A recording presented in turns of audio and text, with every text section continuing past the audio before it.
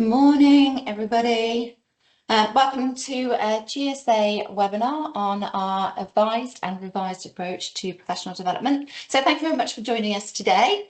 It's a small but very intimate and perfectly formed gathering.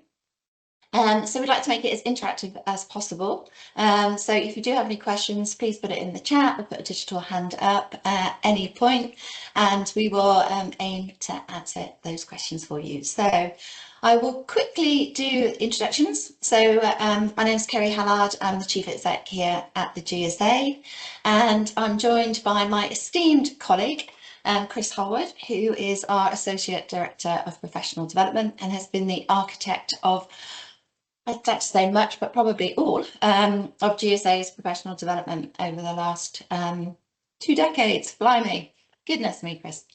Right, so what we're aiming to do is just spend a couple of minutes introducing you to the GSA in case you're not completely familiar with our offerings. That's only going to be a few minutes. Then I'm going to hand over to Chris, who's going to share our new approach to professional development and what that journey looks like. So GSA, we have been going, I hate to say, for an eternity, since the very beginning of the advent of outsourcing. And we are around today to do very much what we were set up to do in the first place, and that is to really look at how we develop the best practice and thought leadership for all aspects of strategic sourcing. So that's outsourcing, insourcing, shared services, global sourcing, the whole kit and caboodle. And we do it by bringing the entire outsourcing ecosystem together.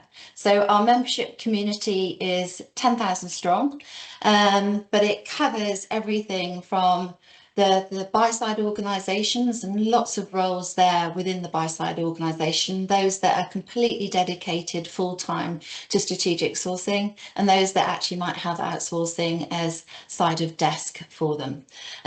We also represent the service providers of all sizes, whether it's those that employ hundreds of thousands or those that employ just a few individuals. And then also we have in our community those that provide advice and support to both sides of the outsourcing equation. So that would be the lawyers, the advisors, the consultants and the analysts. And then obviously a number of, hot technology vendors that we bring into our ecosystem as well. So we have, since the beginning of our time, been working on the best practices for strategic sourcing, and we've developed something called the Global Strategic Sourcing Standard for organisations to follow. But just as our industry is constantly evolving, so is the GSA. So one of the ways that we've evolved is to embrace AI. So we are supporting our membership community with our own digital companion that they can use to interrogate all of the best practice in a really easy way, but safe in the knowledge that they're not going to ChatGPT and they are actually accessing GSA verified information, whether that's GSA verified information about the who's who in the industry or the how to do things across the industry. So we're positioning ourselves as very much the humans in the loop when AI is kind of changing absolutely everything. So next slide, please, Shivani. So we are a membership association, and I've explained the makeup of our membership. What we've done is we're kind of pivoting, I think. We have really reinvented the membership package that we actually offer to members. We've simplified it significantly, and now we have 3 basic membership packages. We have this one, which you can see on your screen right now. We call this the no-brainer package because I honestly do think it's the only way to describe it is absolutely a no-brainer. So corporate membership fee is £1,000 per annum, and that gives every single employee access to the GSA content, access to GSA forums, access to our standard, and access to our online professional development videos as well. So absolutely huge amount of value.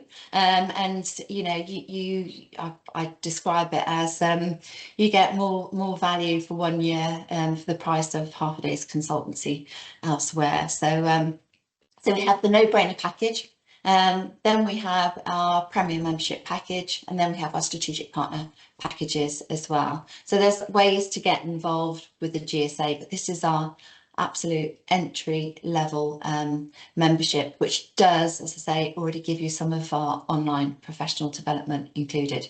But Chris will explain that a little bit more shortly. Okay, next slide, please, Shivani.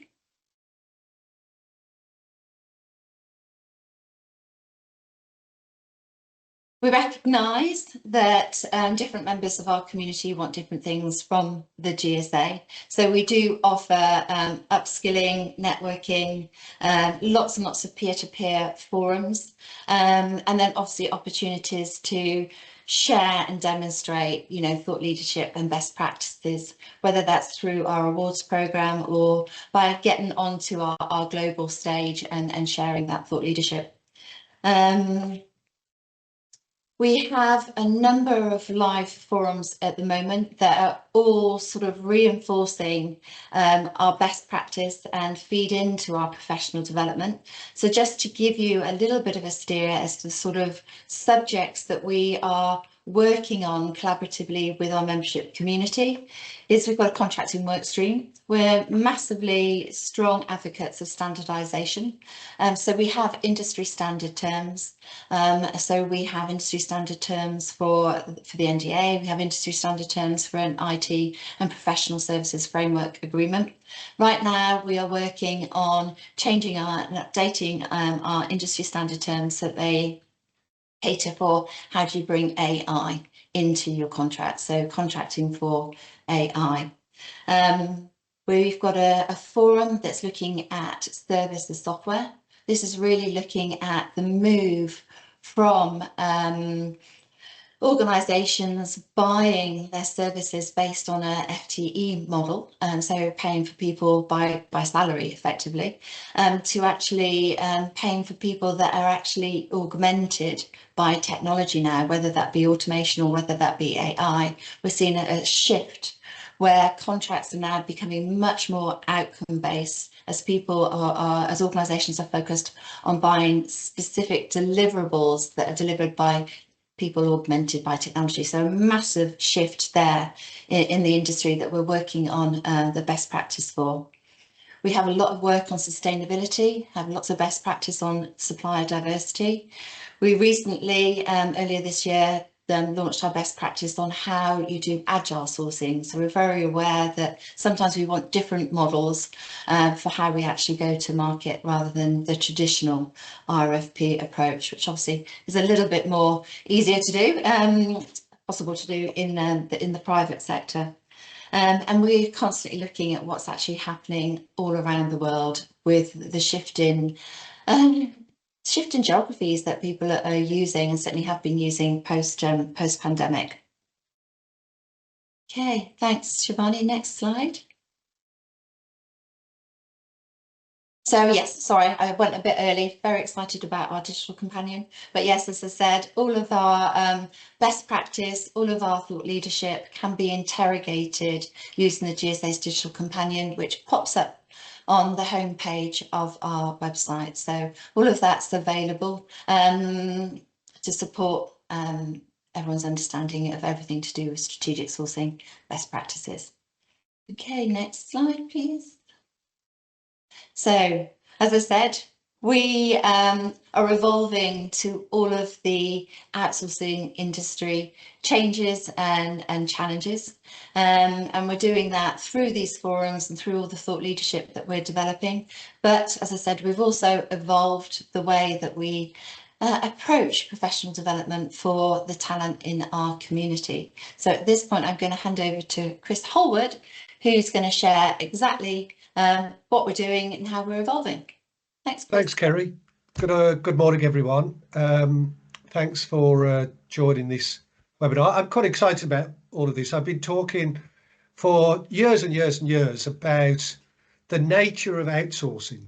And a lot of people, I think, struggle to really fundamentally understand what it's all about. But when we really look at it, what we're doing is we are extending beyond the boundaries of our organisations and creating an ecosystem.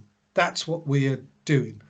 And so the great challenge is trying to find a way in which we can ensure that that ecosystem is functioning successfully. How we can make sure that those partnerships that we've formed across those organisational boundaries can be made to work. It is nowadays ubiquitous, I think is probably the word to use. Shivani, you can perhaps go on to the next slide. So we can see that these are some of the organisations that we've worked with in the past around professional development, and it covers every sector. It is genuinely global. Next slide, Shivani. And we can see that these organisations have embraced the notion that you don't want to do everything yourself. You need to tap into the pool of capability that exists across the globe and work out a way which you can deliver to your objectives. So what we need is to find a way in which we can help people within this sector to continually build their skills, their capabilities, their insight as well. So we've worked on this as an industry for many years, and other industries, of course, have got their own professional development approaches. Next slide, Shivani. This was one of the ways in which we might think about the traditional approach to qualifications. And those of you that have been through professional qualifications, I've had a couple of professional qualifications that I've worked through, and invariably it's actually quite a daunting prospect. Not quite so bad when you are perhaps going through the process when you haven't started your working life, your careers. So we can go through universities and we can deal with the huge amounts of study. But when we're actually in work and we've got a demanding day job, and we are faced with trying to develop our professional credentials, then we are faced with a daunting challenge. This was the one that I did a couple of years ago, in fact. So this is the SIPS Level 4 diploma, and it is part of the programme that one goes through if you are looking to become a fully fledged member of SIPS, and it requires you to do 600 hours of study. Now, I emphasise that it's 600 hours of study. You can see that there are a number of books that you have to plough through, 1,500 pages of study material, which in one way is great, that there is this mountain of information. But the reality is that when you look at a particular job that somebody is doing, it is highly likely that much of that 1,500 pages of study material is going to be, at best, indirectly relevant. It might be good background, but nothing much more than that. So it struggles to really focus people in areas which are specifically relevant to their roles. And of course, one of the real challenges that we all have in providing training material is that if you create this mountain of material, it takes an awful long time to actually update it. So it's updated every 5 or 6 years, perhaps, something like that. So it's a real challenge. So next slide, Shivani. So the way that we thought about it was, well, maybe let's not do that.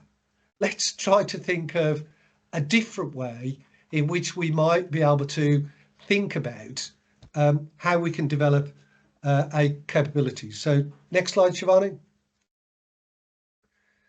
So what we have, I think, is some capability, what I've called opportunities and challenges. So the first thing is that the point that I'm making is that training is too often focused on theory, and it's not focused enough on workplace performance, on what we actually do day to day, which is actually where we learn most. And I'm sure that all of you sitting on this call will recognise that most of the things that we learn on the job. We learn day to day. We learn from interacting with our colleagues, our clients, and that's how we develop as a professional. So training needs to be dynamic. It needs to keep up with this constant change in the situation that we find ourselves in. So technology is changing, the tools that we use change, the models that we use change. So the things that we learned a few years ago may well no longer be relevant. So trying to come up with a framework which will support that dynamic situation is really what we need to be thinking about. We also need to recognise that work-based learning is something that is very powerful and it's well tested. It's something that people have been doing in a structured way for many, many decades. So it's not some newfangled idea for sure, but it is an alternative to what's sometimes called the didactic way of just delivering training materials, instructional materials. So organisations have a challenge in trying to find ways in which they can develop and accredit their people's sourcing capability, but in a clear and in a scalable way as well.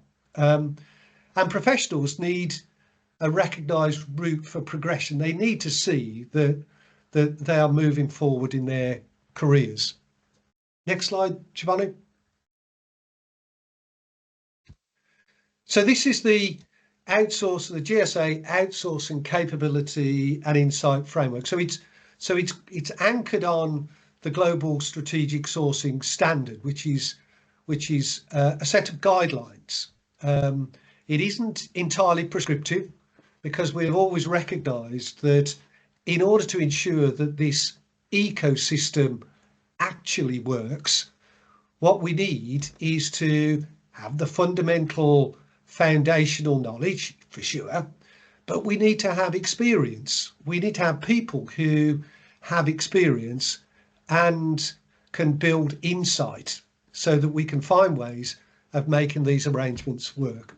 So we build it around these 4 fundamentals, which I'm sure we will all recognise. So that's strategy and leadership. So in essence, I mean, that's really about trying to decide whether I'm going to do it in-house or whether I'm going to do it with a partner, whether we're going to do it onshore, whether we're going to do it offshore.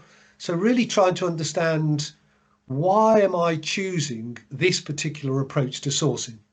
That's the strategy and the leadership sort of questions that we're trying to think through. We then need to start working out how we can execute whatever strategy we've chosen. So if we are going to outsource, then we need to select a suitable partner, and we need to go through that process of contracting with that partner. All of those things require some fundamental knowledge, but they also require a great deal of on-the-job experience to ensure that that works in the way that it needs to. When we've agreed a particular solution and a partner to deliver it, then we've got a process of not just moving everything across, but there's the whole change management challenge. So that transition and change exercise, which frankly is often not done as well as it might, is a fundamental part of the outsourcing process. And that just gets us to the point when we can actually properly start the arrangement. And that can be 5, 10, 15. In fact, we did work with the BBC, who've got one contract that's 30 years long. So that whole relationship and service management phase, that fundamental that we have to get to grips with, is a particular challenge. So those are the fundamental elements of the outsourcing capability and insight framework. Next slide, Giovanni. So the way that it works in more detail is that there's some online knowledge foundational courses. So we've built some video courses that you can access wherever you are in the world, and that allows you to get a grounding in those principles, tools, and techniques. What we also have to move you through to achieve the first of the qualifications, stages, is some guided workshops. So these are interactive sessions where what we can do is to deliver specifically to the areas that are relevant to the people at that particular level. So what we're looking at is the particular jobs that they are doing and the tasks that they need to successfully complete. So typically that's 3 half-day workshops. Some clients would ask us to do more than that, and that will provide people with the fundamental support. If we move things on to studying and developing up to level 5, then there are workshops which can, again, dig into the requirements of a level 5 practitioner, and typically that will be 6 half-day workshops, and will be focused on applying application and professional judgment.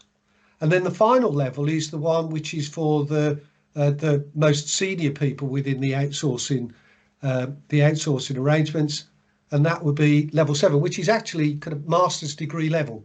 So in terms of linking it back to the world of academia, then it is operated at a highly strategic leadership level, and expecting people to really kind of dig into some of the more difficult challenges that we are faced in making outsourcing work.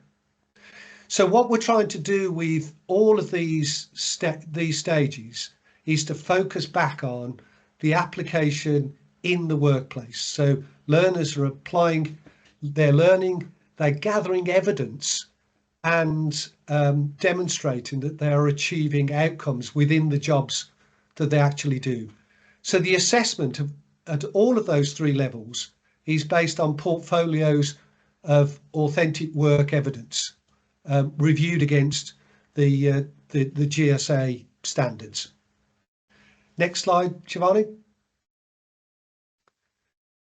These were some of the titles that we have in our video library. So you can see there that this is those topics which are fundamental to the knowledge base that we require. So we see there is governance, there's risk, transition and exit, supplier selection, the contracting and commercial models, negotiations in there, and the ongoing performance management. Next slide, Giovanni. So this is the overview. So we've got 3 levels. So level 3 is around about supervisory level. First line manager is what we used to always think about it as. For those people who have got management positions, then that's where we're at level 5, and that's about developing professional judgment and coordination. And then finally we've got level 7, which is our diploma in outsourcing leadership, and that's where we're looking at people who want to develop their strategic insight and impact. So all of these levels, they relate back to the regulated qualifications frameworks, and the GSA Global Sourcing Standard. Next slide, Shivani. So in terms of working your way through the programs, learners apply the tools, models and frameworks that we talk about in the workshops. Evidence that comes from their workplace outputs. So all of the jobs that they're doing, it doesn't mean they're going to do anything extra. It means that all of those things that they're doing day to day can be used as evidence that they're achieving the required standard. What we do is we use this standardized work unit essentially.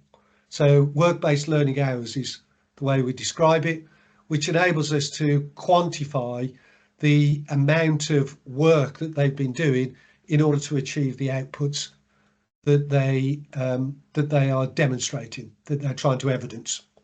And in fact, if they can show that the evidence relates directly to workplace goals that they've been set, then we establish what we call an amplifier. So we can give more credit to those particular activities which have successfully delivered contributions to their business. So the assessment ensures that what we have is consistency, and we do that through providing people with standard templates and also a list of standard activities that they can use to demonstrate evidence. Next slide, Shivani. So in terms of what the value of this program looks like, well, from organisations, it builds capability. That's what it does across all supplier-facing roles. What it also does is creates a unified language and consistent professional standards, and it links development directly to business performance and KPIs. So it's not just grounded in theory, which doesn't relate back to people's jobs. It is actually evidence that you can actually do a job, do a real job. For learners, it's about gaining this competency and qualifications. It also builds confidence and competence, and it provides a basis for career mobility. And finally, it means that they can also be part of this GSA professional community. Next slide.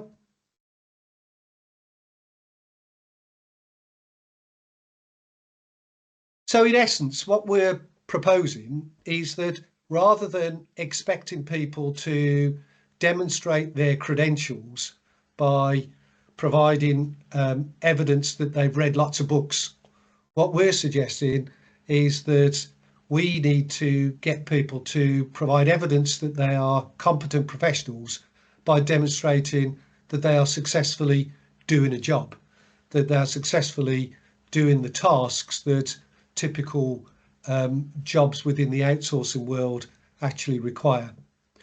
So we can see that it's a program which is underpinned by a variety of different training solutions. Much of this is something that we're able to work with individual clients to develop the training support precisely to match the requirements of that particular organisation. So Kerry, do you want to pick up on any of that?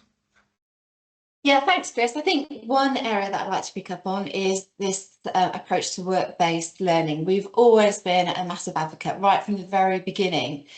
All our programmes have been work-based learning, where there's huge benefits for the employee and the employer. So absolutely maximising the professional development spend. But I think, one of the key areas that we have changed is in the previous version of GSA's professional development, that work-based learning was demonstrated by the delivery of a paper.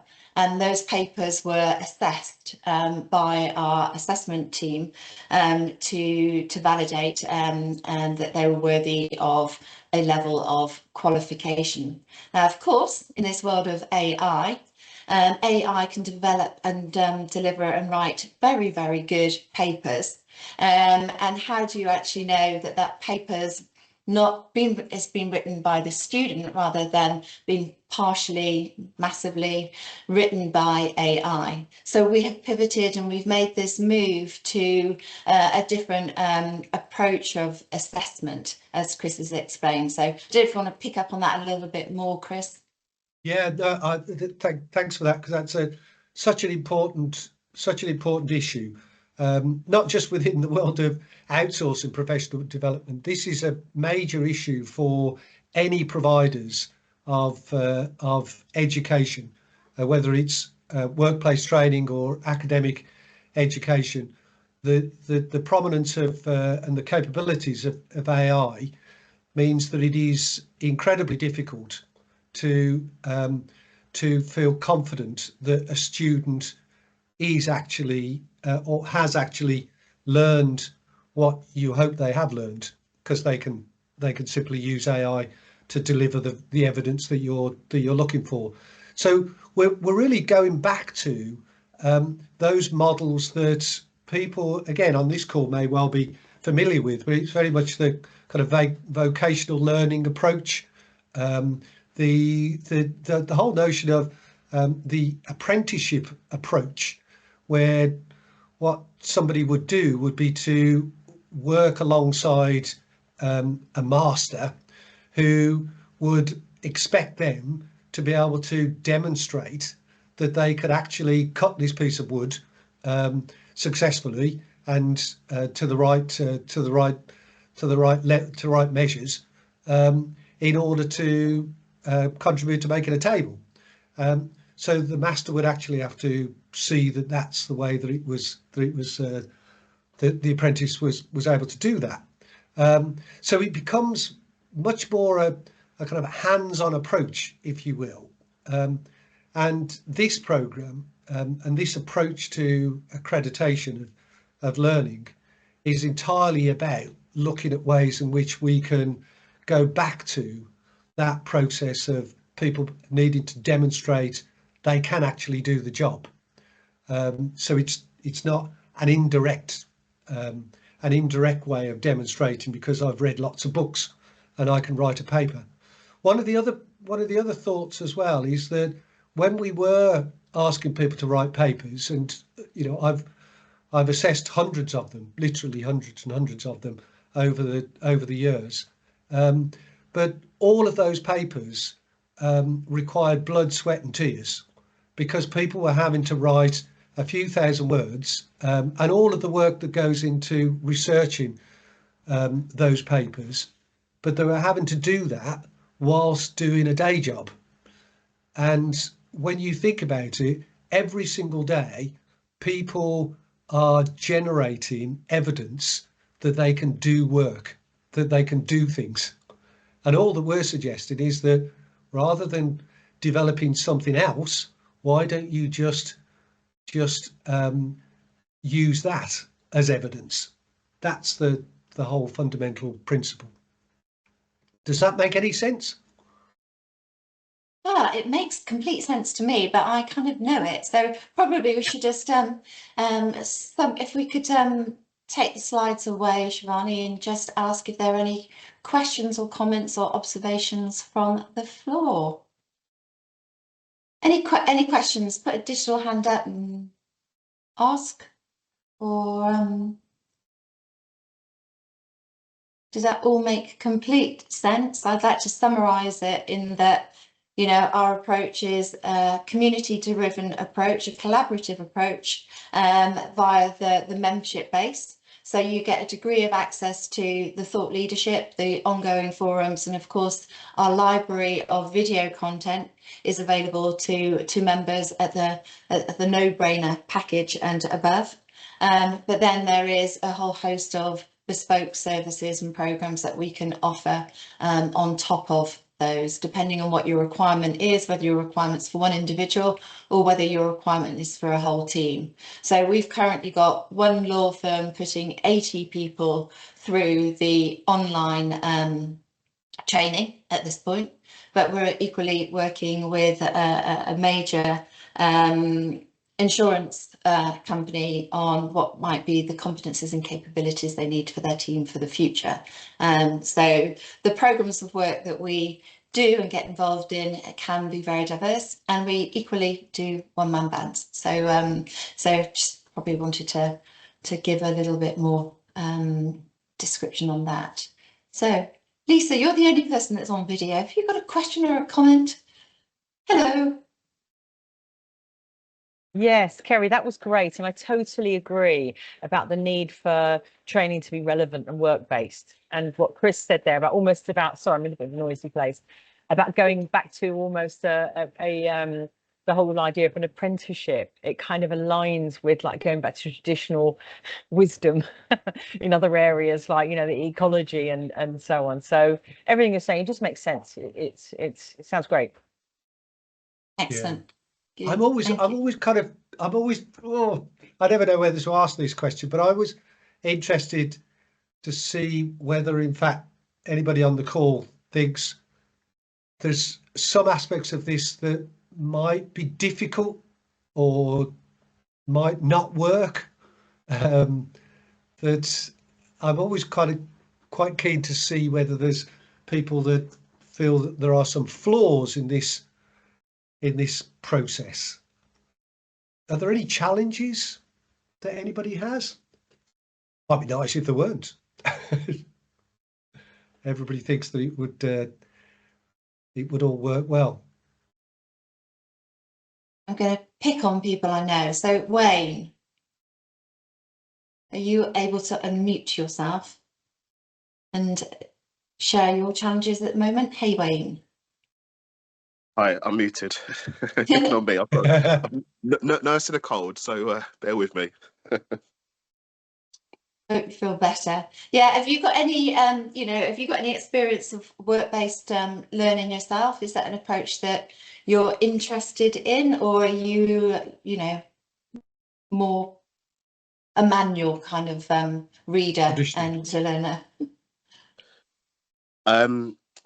I personally learn by doing, you know, more visual. So, and I think a lot of my colleagues are the same as well. So, you know, where I'm at in WPP, 6 months in, and there's a lot to get my head around. There's a lot of systems, and you know, it's quite daunting when you start a new place, or you know, they introduce a new system, and there's a process, there's an SOP, or you know, a user guide. You just haven't got the time or motivation to read it. I always like a one pager, or just someone show me how to do it, and then you just pick it up after the, you know, first or second time. So, you know, if I need to work something, I normally just get a colleague on a call, let them walk through it. So, you know, I just learn by doing and visual. If that answers your question.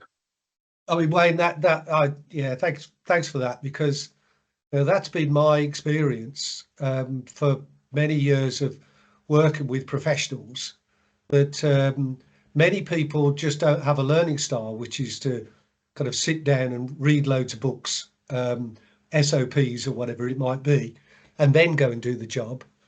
They need to be doing it in real time, ideally. And so Yeah. when we were expecting people to either study and then do a test and then say, right, okay, so you've now got the qualification, now go and do the job. Often they'd have to say, well, actually, that doesn't really help me to do my particular job. I know all the stuff in the textbook, but it doesn't help me to do the job itself. And that's when I think, you know, to your point, we need to find a way of just capturing that experience that you will have in these first few months of your career at WPP. That all of those days when you phone somebody up and say, can you show me how to do such and such? And they do, and you do it, you just capture that. That's all we want to know. It's interesting, isn't it? Because, you know, it's this whole, it comes back to that debate around remote working, hybrid working, you know, what's most important. And I think it depends on where you are in your career. So, you know, hybrid working works for me. You know, I like to have the best of both worlds. bit of an introvert, extrovert. Kerry may disagree. She may just say I'm completely extroverted. Lisa too, but you know, I do like to just sometimes hide away and just sit behind my own desk in my own, you know, office space at home, and you know, just plow through my work without any disruption or people. That's just how I operate, and I never knew that until hybrid working was a thing. I realised how productive I was. But just going back to the point around you know, how it doesn't always work for everyone. So new joiners, for instance, you know, they need to be around people, experienced people, so they can learn off them. Because, like you say, they've got different learning styles, and there's only so much you can do on a Teams call. Um, and you know, just remember how it was for you guys, for us when we were starting out. Uh, I it would have been daunting to pick up a phone, arrange a call, to ask for help. Where, you know, when you have that rapport with someone, you know, that relationship in the office, it's just easier to go to them, sort of doorstep them, and get, like, you know, insight and help and all that good stuff. So yeah, I think it just depends on the person, really. I mean, the other thought that I have as well, it's really interesting way, because um, what when you refer to hybrid working, what we're really kind of picking up on is how the world of work and the world of the job of professionals within outsourcing has actually changed just in that regard. That 5 years ago, people would have all been in offices doing jobs face to face largely. What we have now are people who are in offices from time to time, and we've had to learn a new way of doing things. And it's that which needs to be part of the education, if you like, of people working in our industry. They need to know how to do that.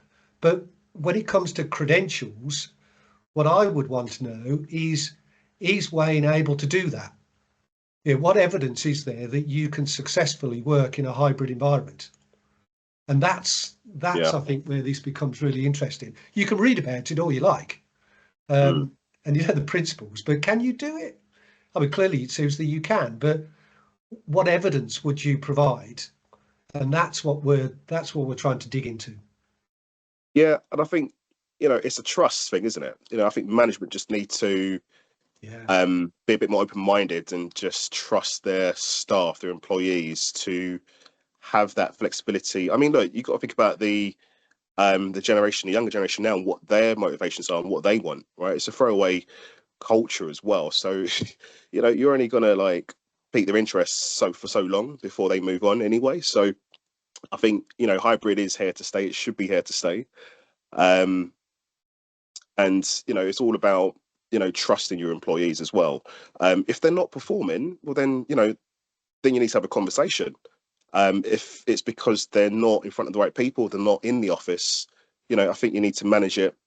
You know, maybe just manage it with that individual, you know, rather Yeah. than make it a sort of general rule to have everyone in the office because one or two people are not performing. I think you just need to, you know, sort of manage the outliers, if that makes sense, because it doesn't work for everyone. I get that, but I think, you know, there needs to be a degree of maturity in how they manage it. You know, treat people as adults opposed to, you know, kids, because trust me, it doesn't work. And you get a lot of disgruntled employees, and that's when they start losing interest in the company and, you know, work, and start looking elsewhere. And what you're picking up on there is the importance of outcomes. So it's all well and good for people to have qualifications. Um, what an organisation actually needs, though, is for those people to demonstrate that they can achieve a level of performance. So that's about having evidence that people can actually do the job. And what we're trying to do at the GSA is to ensure that there isn't a distinction between being professionally qualified and being professionally capable. And I think in the past, and I'm sure we've all come across them, you know, people that have got loads of qualifications, but absolutely bloody useless at what they do. You know, they just Agreed. can't do it. Agreed. So Agreed. Yeah. Yeah. yeah, Yeah. I've had that. You know, I've experienced it firsthand. You know, you mentioned SIPs earlier in the call. yeah. I was 5 years into my Oh, career in well procurement done. before before I started my SIPS course. I went straight into level 4 because of Yeah. my degree and my experience. So there were a couple of exemptions, so I didn't have to start from the Yeah. beginning. Yeah. But it was a nightmare for me because I was in conflict with the syllabus. It just didn't make any sense. You know, one, I was working with a load of, and apologies if anyone's from the public sector on this call, but you know, I've always worked in the private sector, and it felt to me as though everything in that syllabus was aligned to the public sector. I just could not relate to it, given I had 5 years in the private sector, and by then I'd worked in telcos and then energy, and also pharma, and I was struggling. And then I realized that actually, you know, to pass these exams, I had to regurgitate everything in the textbook, word for word, where I was trying to apply real examples from my day job Yeah. that worked.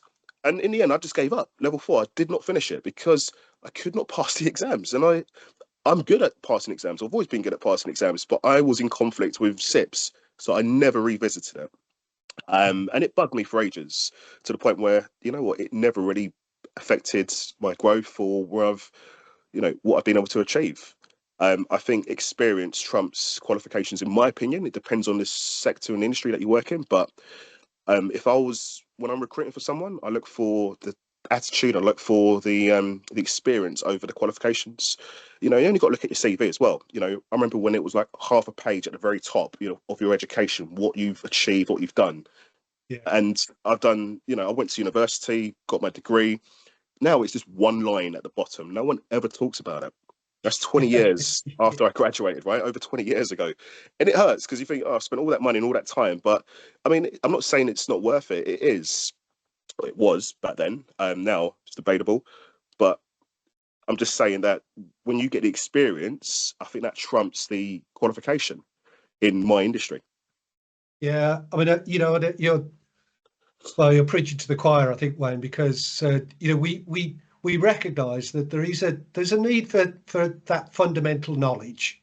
You do need to have something that tells you the very basic principles upon which the work that you do is based. That's all well and good, but it is that next step which is about applying that in the real world and then building real world experience. That's the bit that is really hard to do outside of the real world. You know, we try to do it with kind of case study, and we try to do it, you know, with simulation and all the rest of it. But fundamentally, you have to learn in the environment that you're in, and that applies to probably every discipline that we could think about. And what I really like is this idea that experience results in, if you do it enough and at a deep enough level, it then ends up resulting for some people in this idea of insight. So that real deep understanding that comes from, quite often, years of experience of doing certain things with lots of different scenarios. And then you start to see, as an experienced person, things that other people don't. You notice things that other people don't notice. And that's what we're trying to do with this, is to go from that kind of fundamental, you know, knowledge-based way of doing a job, which is paint by numbers, right up to that. When you get to senior levels, you're trying to solve problems that nobody else has solved before. You're trying to come up with ideas that, by definition, you know, are new ways of addressing this unique set of circumstances that you're faced with. And that's what we're trying to mirror, which is why Kerry and I get excited about this stuff.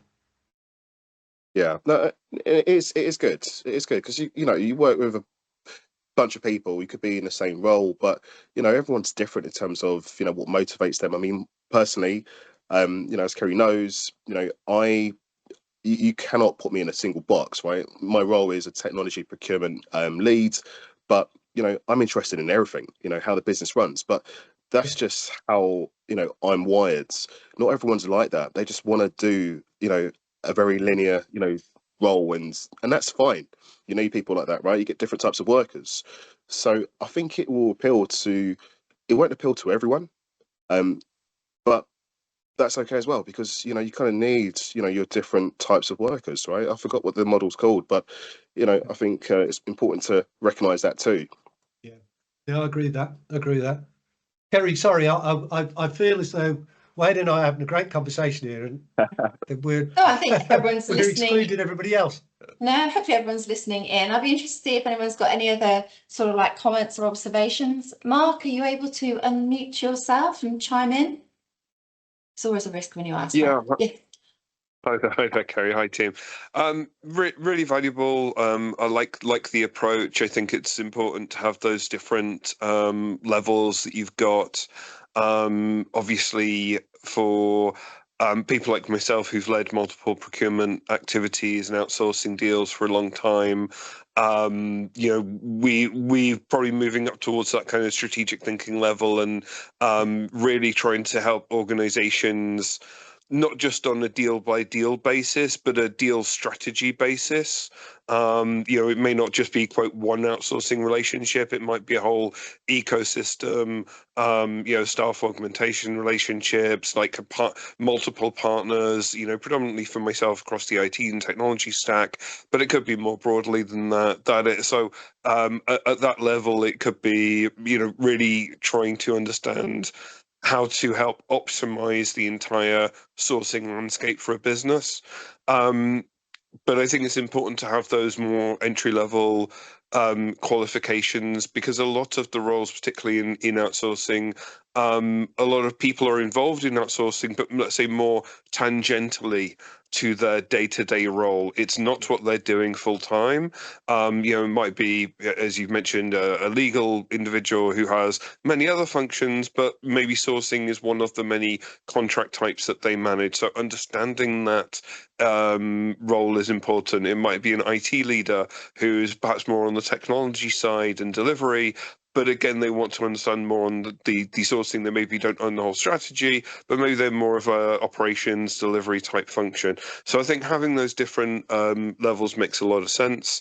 Definitely, I've done a lot of book learning courses. I'm probably one of those people you've mentioned who's got a lot of certifications, because I've had lots of different roles and lots of different specializations throughout my career. I find, unfortunately, I've basically I've kind of restricted myself down to like 3 domains, as it were, kind of project management, ITIL, and kind of Scrum in that sense, just because there's so many. Every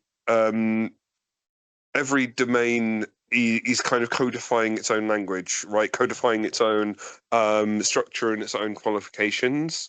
Unfortunately, there's just too much to be certified or qualified in all of the areas out there as an industry professional. You do have to make some professional decisions on what are the ones that are the most recognized, offer you the most value, or in my case, sometimes it's close the gaps.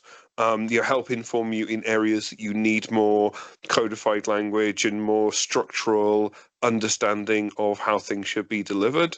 I definitely think kind of workshop models, which I've seen used with some of the Scrum courses I've done, actually can work really, really well. I think you do 2 things with that. One is you are real-time assessing, working, collaborating and networking with people and building those skills as a cohort, which I think is incredibly valuable and actually a very much overlooked part of let's say just book learning. I think a lot of the courses these days have become that, something body of knowledge, something body of knowledge. You sit down, you learn that book, and then you do an exam.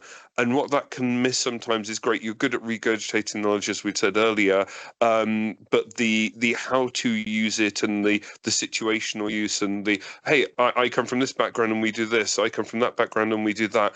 That kind of collaborative knowledge sharing that you might get, for example, in a university course or something similar, gets missed. So I definitely think workshopping is a great way to build that, and also to, as I said, build the network and group of individuals who maybe are on a journey through levels together, or perhaps can participate in other things and knowledge sharing moving forward. So yeah, really appreciate the effort you put into developing the program. Thank you. Yeah, thanks for that, Mark. Really interesting. So, and I absolutely agree. I'm one of those people that have been a bit of a serial kind of studier of various qualifications, and you get to a point, particularly when you get a bit older, that yeah, you think, my goodness, I've got to stop somewhere and focus in on some things. So, but yeah, thank you for those comments. Really interesting. Yeah, I think we've developed what we've developed in a way that they don't have to result in a qualification. It's learning, it's upskilling, it's, you know, applying different techniques by, you know, the community, via the community engagement, or via, you know, just participating in the online videos and things like that. So, Leonard, you're massively into AI, I believe. Any? Yes, yes. Yeah, hi. I'm Leonard here. Hi, Chris and Kerry. Hi. Hi, Lisa. Leonard from Bangalore, India. Right. So I work here as an head of talent for AOCA. So yeah, a session was very interesting, Chris. Thanks for your time.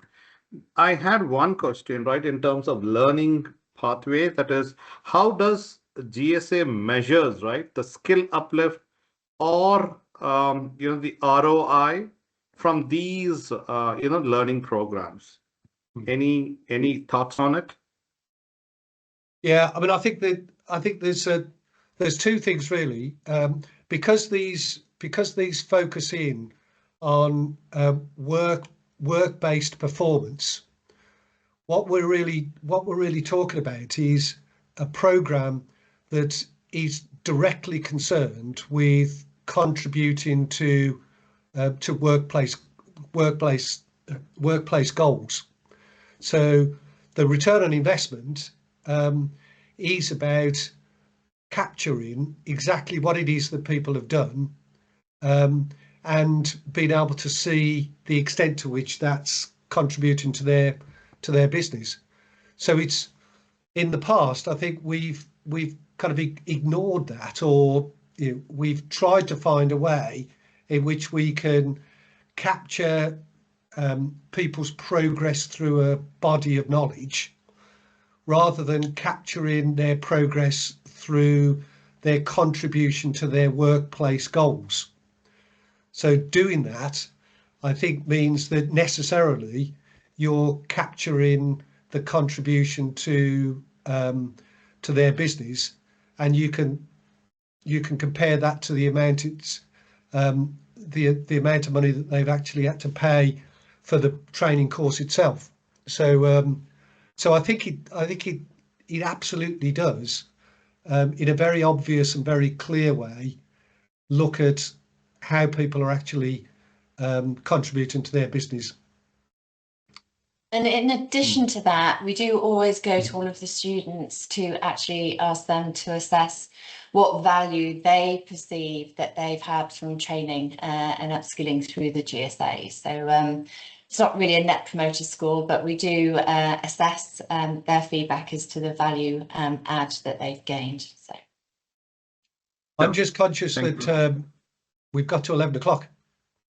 we have indeed. Yep. So thank you, Chris, for sharing Thank so you. much and all your hard work on this. It's brilliant, and I think it's what the industry needs at this point in time, is a very different approach to upskilling and professional development. I hope you guys agree. Really appreciate your contributions. Thank you for joining us, and yeah, ping us directly if you want any more information, and be delighted to share. We'll send the deck out and some information out by email anyway, and hope to see you all very soon.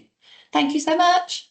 Yeah. Have great days. Thanks, Thank Chris. you. Thank you. Cheers. Bye Then. bye. Bye-bye. Bye. Thank you. Great job.